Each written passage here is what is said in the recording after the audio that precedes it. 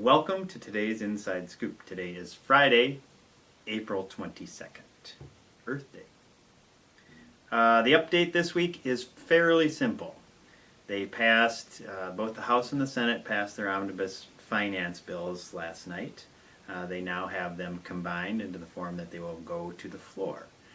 The House is taking a slightly different tack than the Senate, but ultimately they will both be on the floor next week is what we're told.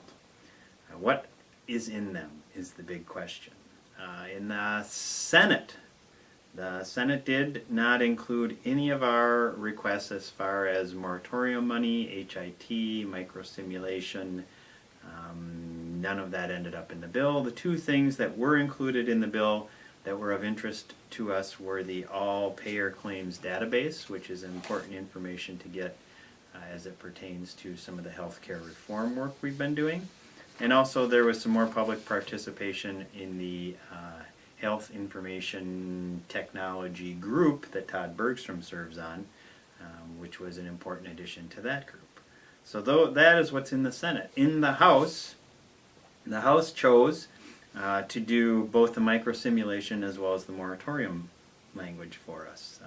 And the big addition in the House that's not in the Senate is somewhat of a convoluted scheme to try to get something for the 5% for waivers group. So what they did was they used the legislative auditor's findings last fall that said that there could be somewhere between $100 and $200 million that is being spent on things that it shouldn't be spent on. They set up an account, so all the money that falls into that category will then go into this account, and then that account will then fund a 5% one-time waiver increase. It was their way of keeping the conversation about the ongoing 5% Best Life Alliance request moving forward into the conference committee. So those will both end up on the floor next week is what we were told, which means that things will start into conference committee in the beginning of May like they usually do.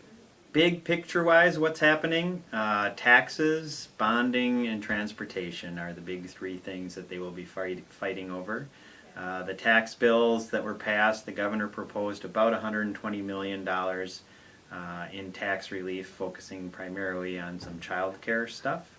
The Democrats passed something in the neighborhood of $300 million, which had property tax relief as well as credits for veterans as their primary areas to spend it. The House bill was a bill from last year, which had somewhere in the neighborhood of $2 billion worth of tax relief. Those numbers are obviously very disparate, so they will have to figure out what they want to do to reconcile those. Bonding-wise, the House had $600 million. They will have to get a 3/5 majority to pass that off the floor.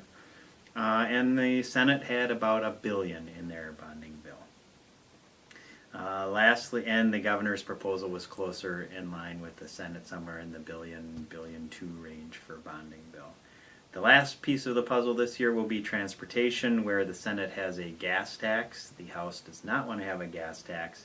Instead, the House puts a transfer of $300 million of some sales tax items from the general fund into transportation to spend for their transportation funding. And of course, the outlying thing in transportation as well is transit, and whether or not the metro counties can tax to help fund transit. So that is what is going on at the Capitol this week, and that is today's Inside Scoop. Pow. Purple rain.